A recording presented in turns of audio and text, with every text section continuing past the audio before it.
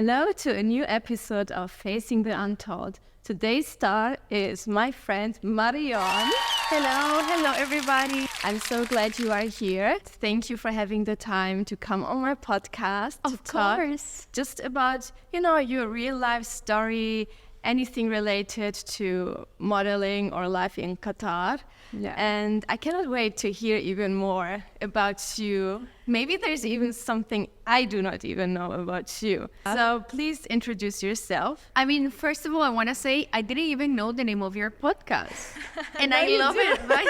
Wait, Facing the Untold? Yeah, Facing the Untold. It's Untold. really pretty, by the way. Now that you just said it, I'm like, wait, I have no idea that was the name of your podcast. Like, I named it this way even after I recorded the first episode because I felt like this first season is about myself, like introducing myself, talking about my story. Yeah. Getting people to know you. Yeah, getting people to know me. And then after that, I realized wow, so many things my family doesn't even know. And I shared a few snippets of it, and then my sister was like, whoa, I didn't even know this. How I felt towards her, when she got married and stuff. And that's when the idea came, and it was like, wow, facing the untold, because I never told some stuff of this. And I thought this is actually a good idea to have even more people, or especially women, successful women like you. Like you. Thank you. On the podcast. And to talk about just their stories and maybe something that no one actually knew about them, or even how they even got where they are. And I think this is very interesting for people to know. Yeah, I definitely think it's very interesting to know how a person went from 0 to 100, For sure, yeah. And that's why I love podcasts, and I love the idea of it because in social media, or if you're posting reels or stories and whatever, people, they don't really know much about you. Yeah, that's true. So when you actually sit down and you talk a little bit about your story and the things that you've been through, it's wow, I really didn't even know nothing about this person, Right. Yeah. But wait, we forgot your introduction. I'm already going we're already into the conversation. Yeah. So I'm Marion. Hello, Marion. Hello. I'm from Costa Rica. Okay, my dad is Spanish, and my mom, she's from Costa Rica. But I was born and raised in Costa Rica. Actually, the story about my dad is so funny because, my mom, she was with she got pregnant, okay, with her Spanish boyfriend. They were both living in Costa Rica, okay? Oh, okay. And then while she was pregnant, she realized my dad's family, the Spanish side, was kind of troubled, they had a lot of issues inside the family, but they were a very wealthy family at that time. And my mom, she said you know what, I cannot raise my daughter in here. So basically, while she was pregnant, she dumped him. She was no, you know what, I'm not gonna be here, I'm not gonna have my baby. What a strong woman, honestly. Yeah, she was very I mean, she still is, but back at that time, when she always tells me this story, is she really had a lot of bravery, Yeah, for sure. And after that, she said no, I'm not gonna raise my baby here, and she left him. And while she was pregnant, she met my dad, my dad, he's not my biological dad, but while she was pregnant, she told him I am pregnant, and whatever. And he told her no, you know what, I am gonna raise the baby my own. Yeah, so basically they got married while my mom was pregnant. Yeah, and they did the DNA test and everything, and they of course my mom knew, but still she wanted the DNA test and everything.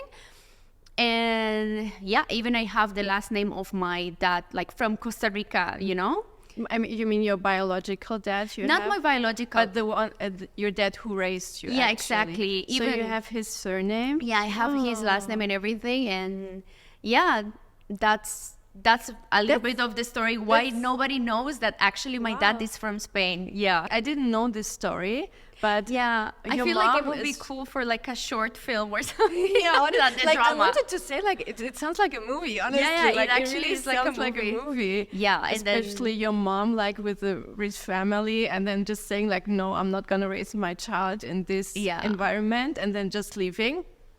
Yeah, bravo. Wow. And she literally got married, the pictures of my mom's wedding, she's pregnant. Yeah, and then, I was born and everything, and I had a beautiful childhood, like, and then my parents, they got divorced when I was like 7. Yeah, because my dad, he was responsible, like, okay, I'm gonna raise the baby, but he had like a bamboo kind of bamboo furniture and fabrication. Is that how you say it?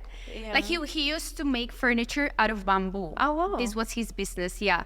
But he was kind of like irresponsible sometimes with money and things like that with me and my mom. And my mom, like, you know, I really admire her from that time, because she was like, you know what? You're irresponsible. I'm gonna divorce you. Like, she... Wow. Yeah, like her and me were first, always. Wow, this is amazing.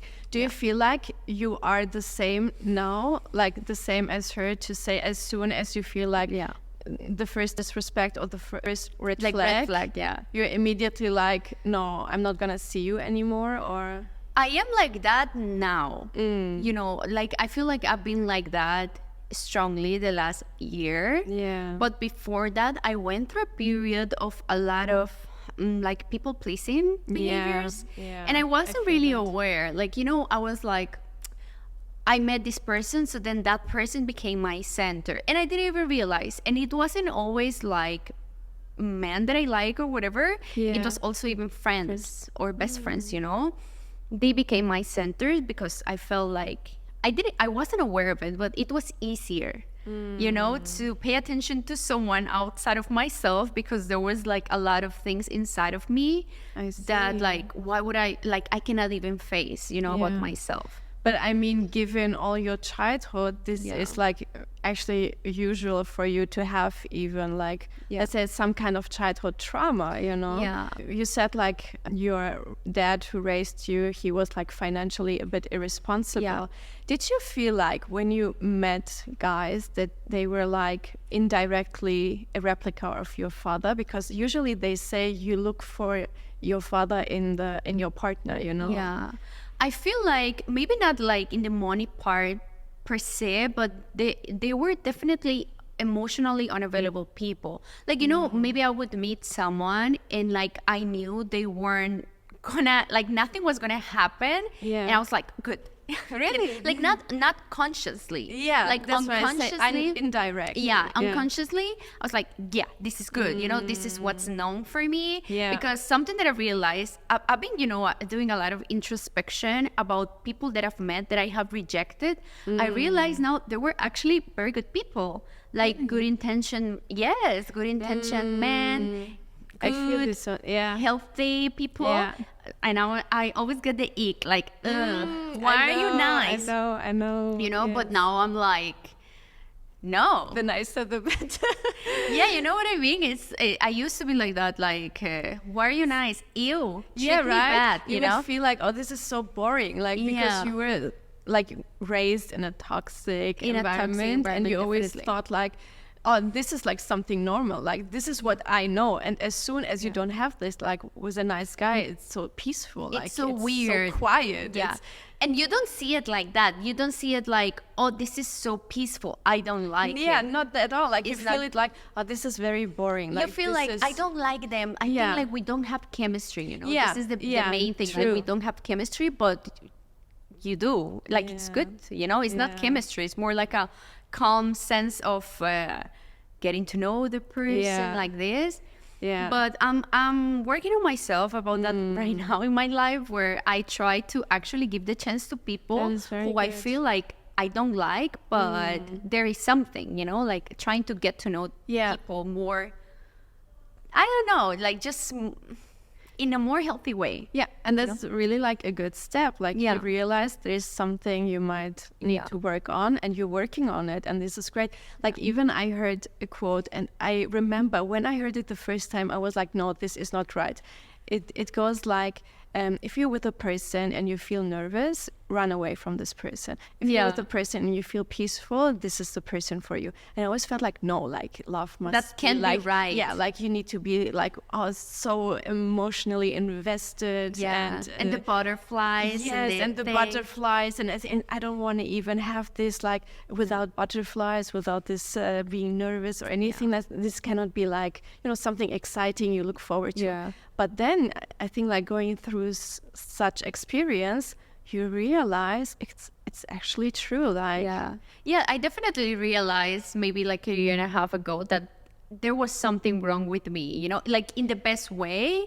There was something wrong with me. Why I kept, you know, I repeat people so much, like the cliche thing that's like different face, same person, things like, have you heard? I'm saying it wrong, I know, but you get what I mean, right? I get it. And I was like, what am I doing wrong? Like, you know, after the last heartbreak that I had, that was like maybe a year and a half ago. Before that heartbreak, I had so many, so bad, so, you know, like heart-wrenching, really. And the last one I had really put me down so much, like, because, you know why it hit me so hard? Because the previous heartbreak I had before the last one, okay, I was like, no, you know what? I'm going to start focusing on myself and I'm going to be on my own. And I started doing that. I was focusing on myself. I didn't care about anybody. I was doing the self-work, everything. And after some time, I met this person. And I was like, oh my God, maybe I attracted someone healthy and good because now I'm focusing on myself. And then after a while, he ghosted me. Oh my God. And oh my God, like it brought me down so much. Like, I cannot even tell you. And you know, it wasn't only about him. It was everything that I had been carrying for maybe the last 3 years until that happened. Like, so many like disappointments and everything that I felt like I kept covering up with different people. Because I was like, no, I don't really care about this person. Like, I'm going to keep it cool. I'm going to keep it like whatever. And I was hurting myself, you know, and I was always thinking like, but I'm a healthy person, you know, like I had a good life. And something that I realized is that before, like maybe 2 years ago, when I think about my past, when I used to think about my past, I was like, no, but my past was great. Like nothing happened. I'm a healthy person. And I, you know, it's like I forgot about so many things that I went through. I just wanted to ask you, like, did you really mean it? Like when you said, like, I didn't had anything in the past that could have like impacted this and have such a negative outcome. But I guess, as you said, also like this is how our brain works, you know, it deletes some stuff because otherwise we couldn't handle it. Honestly, like we couldn't live further if we would like remember every traumatic experience, you know? It's really, really true. Like I would think about the past and I was like, my past was amazing. Like I have nothing to think about.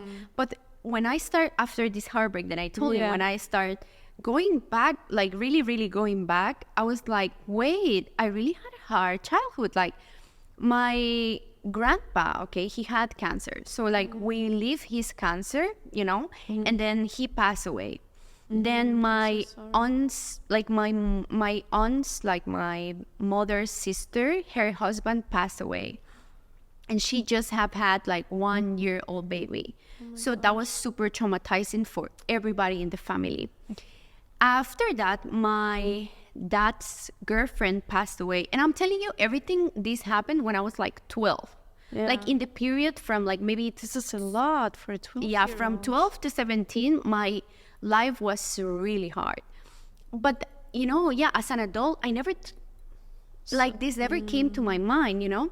My dad's girlfriend passed away, and then my mom, she used to have a boyfriend that I loved so much. Like I loved him so much. After she got divorced, she got this boyfriend, like I loved him. They broke up, but he was still my friends. I remember we used to go like in a bicycle. Riding bicycle. And he passed away too.